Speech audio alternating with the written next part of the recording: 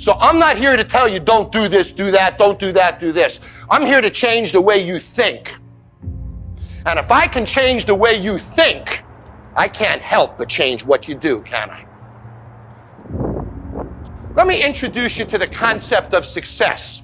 Ben Franklin was a pretty smart guy, and I want to start with a quote by him. If you do tomorrow what you did today, you will get tomorrow what you got today. You want to know what that means? The average American makes between 3 and 5% more each year. That's the deal. And in today's economy, I'm not sure we're going to make the 3 to 4 to 5% next year as employees. So it takes you 20 years to double your income in America as an average person. That's the mediocrity that we're stuck in life. And then you meet people who have the uncanny ability to double their income in a year, to get promoted 5 times in a year. The ones that beat the system, the ones that conquer it. You've all seen them, haven't you? The difference between them and the ones that don't do that is that they wake up in the morning and they think differently. They understand that if I do tomorrow what I did today, I'm going to get tomorrow what I got today. You want a bigger car? How about a nice house in Tahiti? Sure, would you love a nice house in the hills? We all want better things, don't we? We all want more friends, more stuff, more money, more security, more travel, more enjoyment.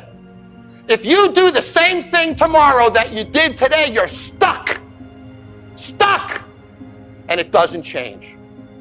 And it grows a little at a time. And you get a taste of success. But it's never fast enough. It never excites you.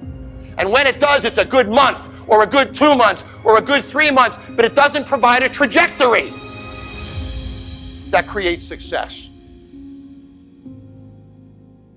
So the first thing I want you to think about today is I want you to wake up tomorrow and do something different. And understand if you do the same damn thing, you're stuck.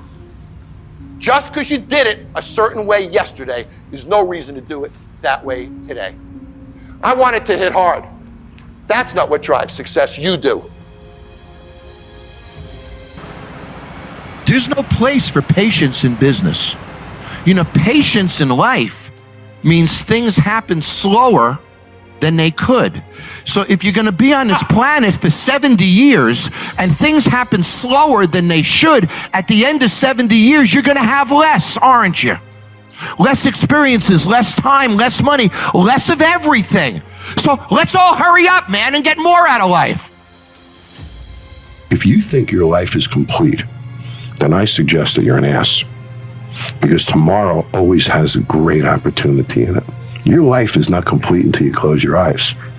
So when you say somebody who's in a job they hate would love to be able to do this, my comment is, why the hell are you in a job you hate? Don't you have the courage to leave it? So you're in a job you hate, you're doing nothing to change it, but you'd like better. Sometimes you have if they have mouths to feed. Sometimes I get it. But what were the things about you? Listen, we'd have to go over those specific cases, I think, and really get into each person to break them. But what do you think that were the things about you? One of it is you always had your eyes open to tomorrow and new opportunities. What were some of the other things as part of your personality? Because there aren't many people like you, but I've seen and I'm studying more and more people where amazing things are happening at 55 and 60 and putting them on life journeys that they never thought they were going to have. And I'm seeing that you guys have a lot of the similar attributes, but what do you think? What was it about you, Jon? Courage. Courage. You know, the first time I went and shot a pilot for bar rescue was really hard. You think it's easy to scream at people on national television, to insult people on national television, to call you a jerk, challenge your marriage, challenge your integrity, challenge your professionalism? That's hard. That's not who I am. I don't wake up and embarrass people in front of their friends, right, in front of their family. Bar rescue is the hardest work I have ever done. The courage that it takes for me to go out there and do these things. The only final advice I would give you is I've lived a very unconventional life. And it's because I live my dream every day.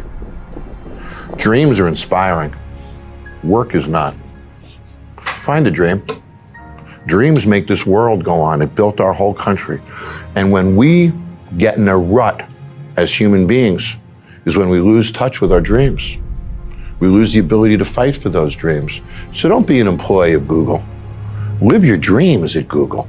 Find a way to match your dreams with the goals of your company and your own work, because there's nothing worse than when you see somebody who lost touch with their dreams. You wake up in the morning, you're failing.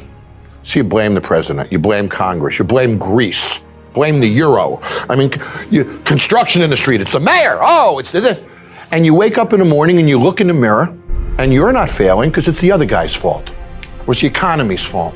But if you looked in the mirror and said, I'm failing because of me, you wouldn't like it and you'd change that. And I believe the common denominator of failure in any business is excuses. As long as you wake up and blame poor sales on the economy or an environment, then you have no motivation to make it better because it's not your fault.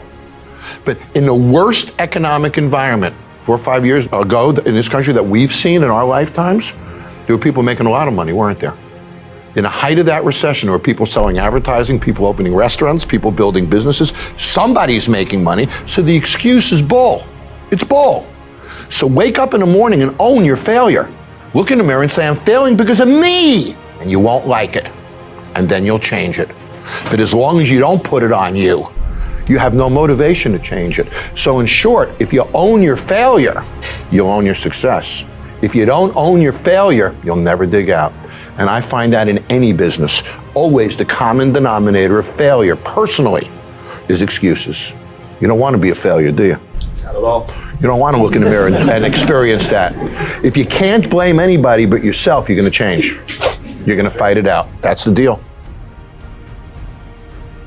I have a dear friend who works for a large company and he wants to open a franchise of sandwich stores. So he meets with me. He says, John, I need some advice. Do I leave my long-standing job and benefits and do this? Or do I... So why can't you have your cake and eat it too? Right? Why can't you bring in a partner? Why can't you bring in somebody to do it? There's ways to get there. It doesn't have to be absolute. So if somebody wants to create a second career, create new opportunities in their life, figure out a way to do it without risking what you have. Right? And if you want it enough, you'll figure it out. I BS'd my way into jobs that I didn't have the experience to do and pulled it off. But I had to believe in myself to BS my way into it. And I knew I could figure it out too. Right. And that gave me the confidence to show up at the interview and convince that guy to hire me, because I was convinced myself that I could do it. And that comes across.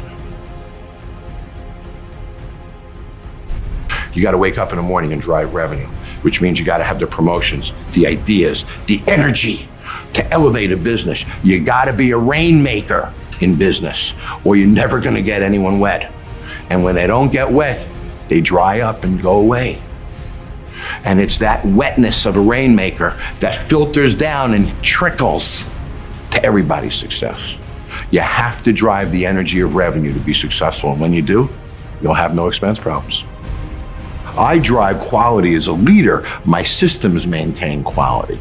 Now, with regard to new projects, to me, every new project is a ball.